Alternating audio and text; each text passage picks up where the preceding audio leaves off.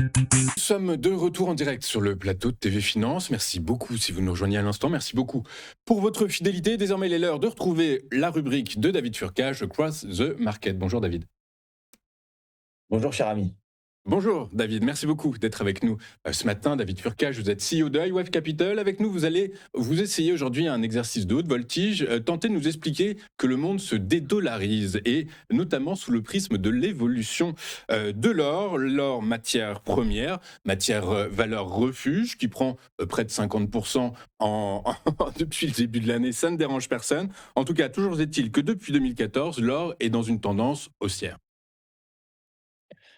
Effectivement, le graphique que vous avez sous les yeux représente l'évolution, de l'or depuis les années 2000 et ce que l'on peut observer, c'est qu'il y a, un moment à partir duquel, il y a une sérieuse accélération, de la valeur de l'or et notamment on peut voir cela autour de l'année 2014-2015 avec une accélération qui est quasiment, exponentielle pour atteindre les niveaux actuels que l'on connaît, c'est-à-dire autour de 5 000-5 500 $ l'once. Ici, vous avez l'évaluation le 28 janvier de cette année, donc en 2026, lorsque l'or a atteint un nouveau plus haut historique, alors qu'il en avait inscrit régulièrement des nouveaux sommets historiques depuis quelques mois à 5 500 $ l'once. Je rappelle que l'once d'or, c'est 31,1 grammes pour ceux qui nous écoutent et qu'à un moment donné, lorsque les Américains avaient décidé de lier la valeur du dollar à l'or, on en était à 35 $ l'once et aujourd'hui, je répète, 5 500 $ l'once. Qui est très clair. Juste, je reviens sur ce que j'ai dit, hein, c'est 50% en 6 mois que l'or a pris depuis le début de l'année, c'est près de 15%. Alors, une des raisons qui explique cet engouement pour l'or, qui, sous certains aspects, n'est pas vraiment une valeur refuge, mais plutôt une valeur de défiance. Défiance peut-être à l'endroit du dollar. Preuve en est, eh bien, les réserves des banques centrales de la planète ajustent actuellement, opèrent des ajustements en faveur et en défaveur du dollar et en faveur de l'or. Effectivement, le dollar, s'il progresse, ce n'est pas simplement, parce que c'est une valeur refuge ou parce qu'il y a un petit peu, d'inflation par-ci par-là.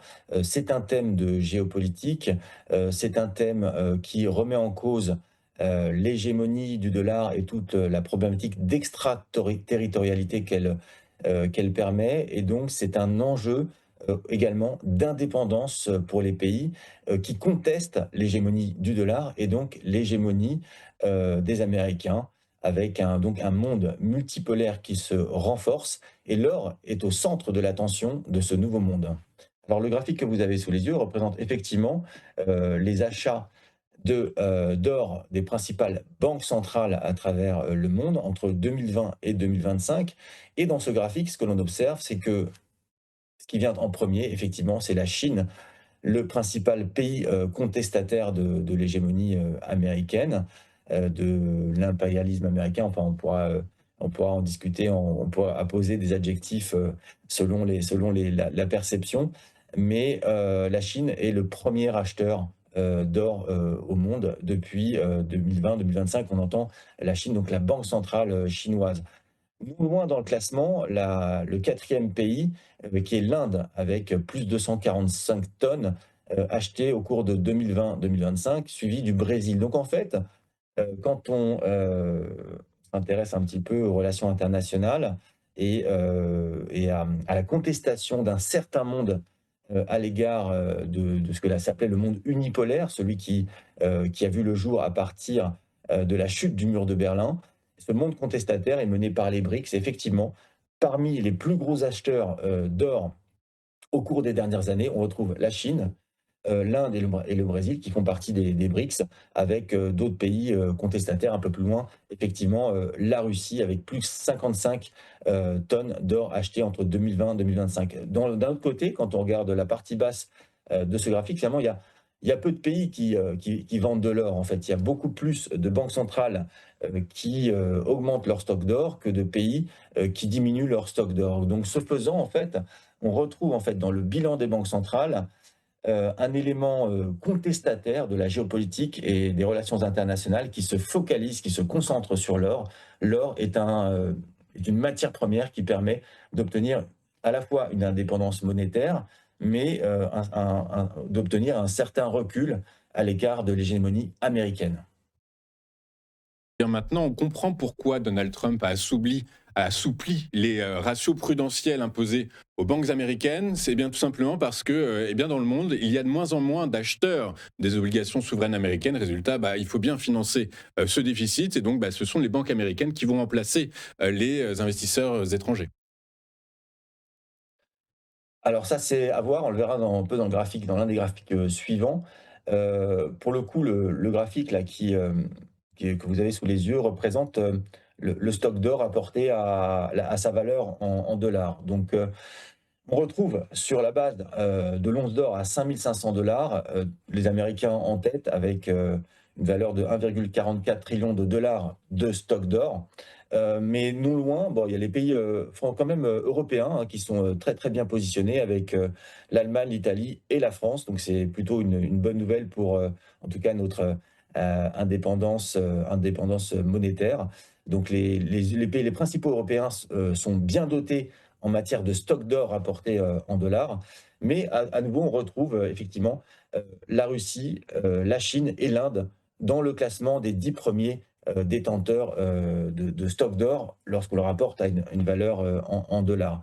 Donc à nouveau, on retrouve non loin dans ce classement, ce monde contestataire, ce monde qui est plutôt comment dire? Qui est dans l'envie d'émerger et de comment dirais-je? De pousser vers un monde multipolaire, qui supplante, l'hégémonie, américaine et voire occidentale d'ailleurs, hein. On est d'accord? Quand on parle de monde multipolaire, c'est les États-Unis en tête avec, les pays occidentaux et on parle de Sud global, on parle de BRICS, donc voilà, tout un monde contestataire à l'égard, de la puissance occidentale qui se matérialise justement, dans l'or que l'on voit, que l'on l'observe dans le graphique précédent comme, l'or, qui est acheté, hein, dont les stocks augmentent dans les banques centrales, mais également l'or en valeur en dollars. Effectivement, maintenant on va passer à ce graphique qui explique qu'effectivement Donald Trump a revu les ratios prudentiels imposés aux banques américaines pour qu'elles puissent compenser les achats des acheteurs étrangers de dettes, de titres de dette souveraine qui se font de moins en moins présents dans les portefeuilles des investisseurs étrangers. Et oui, effectivement, cher, Louis-Antoine, regardez ce graphique, il est extrêmement, parlant et symptomatique de ce renversement monétaire à l'échelle, internationale. Ce graphique représente l'évolution, d'une part, des US bonds, des US Treasuries qui étaient, présents, dans le bilan des banques centrales, d'une part, la ligne verte et d'autre part, les avoirs en or qui sont également détenus, pardon, par les banques centrales à l'échelle internationale.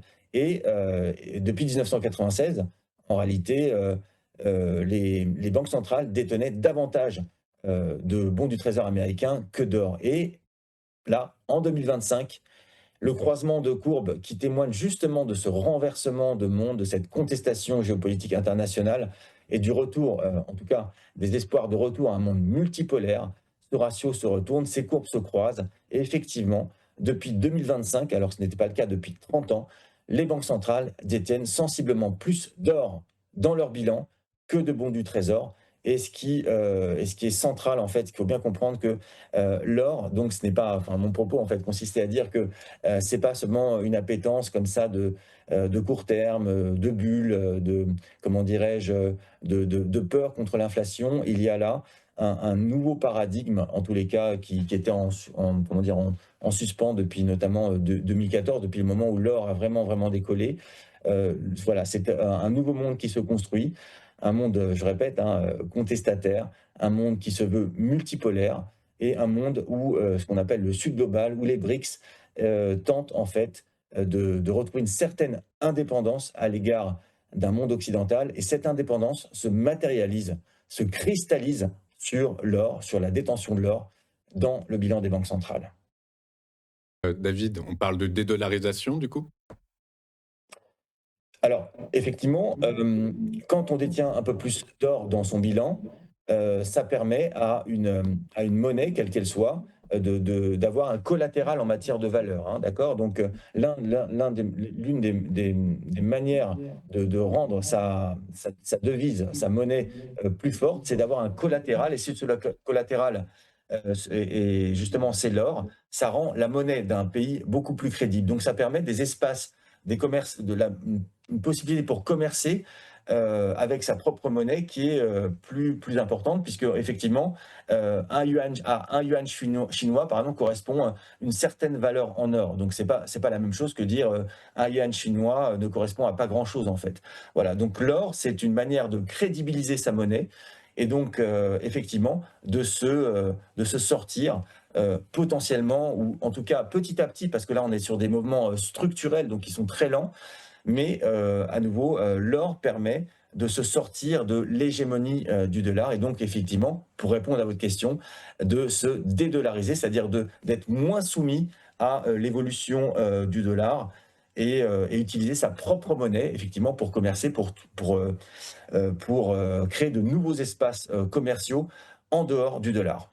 Ouais, mais vous oubliez quelque chose, David, et on va en parler dans un instant Ah, avec notre prochain invité. C'est l'émergence peut-être de nouveaux moyens de paiement. Et je fais référence aux stablecoins.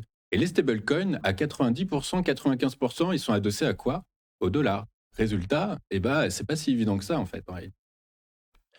bah, en fait, cher ami, je vous pose la question, est-ce que vous préférez avoir un stablecoin dans votre poche libellé en dollars et on sait derrière le dollar la dette abyssale qui se cache, ou vous préférez avoir quelque chose qui, en fait, quelques pièces d'or dans votre poche qui sont effectivement arrimées à certaines devises. En fait, ce qu'il faut comprendre, c'est que le dollar, c'est une dette abyssale, hein. C'est derrière le dollar, derrière un billet en dollars, en fait, vous avez une créance sur l'économie, mais en fait, un billet en 1 dollar ne vaut pas grand-chose. En fait, ça vaut rien, puisque c'est, enfin, façon de parler, évidemment, je parle de perception, de confiance. Le dollar, derrière le dollar se cachent des dettes abyssales. On a déjà vu ça sur certaines de nos échanges, hein.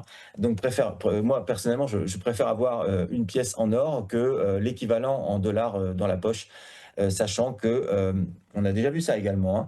La valeur du dollar depuis des dizaines d'années, quand on la compare à un panier de biens, eh bien, la valeur du dollar s'effondre, ce qui n'est pas le cas de l'or en réalité. Donc la valeur du dollar, compte tenu de l'inflation, de la dette, se déprécie considérablement. Donc effectivement, bon, on peut toujours arrimer des crypto-monnaies à la valeur du dollar, mais dans la réalité, enfin en tout cas moi, dans la perception que je me fais, le dollar ne vaut pas grand-chose en réalité. C'est juste la confiance qu'on lui alloue. Ça reste la première économie mondiale, la plus importante force militaire, une capacité de dissuasion, de persuasion.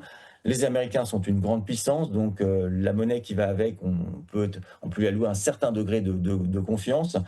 Mais néanmoins, quand on regarde ce qu'il y a derrière la valeur d'un dollar et ce qu'il y a derrière le dollar en général, donc à la fois de la dette et de l'inflation, ben, moi, j'ai pas forcément confiance dans la valeur du dollar à moyen et long terme. Donc les stablecoins, je vous dirais que par extension, j'accorde très peu de degrés de confiance, si toutefois elles sont arrimées au dollar. Bah, écoutez, David, merci beaucoup pour votre analyse, votre avis. C'est une question qui n'était pas préparée et par la force des choses. Bah, écoutez, merci beaucoup d'y avoir répondu. Merci beaucoup. David Furcage, président d'iWave Capital, avec nous tous les vendredis pour nous expliquer comment fonctionnent les marchés et bah, s'il est intéressant de s'y frotter de près. À très bientôt, David. Nous, on poursuit le fil de notre émission avec désormais notre page économie avec notre invité Marion Laboré, senior stratégiste chez Deutsche Bank Research, avec laquelle nous allons parler digital assets. À tout de suite sur Téléfinance.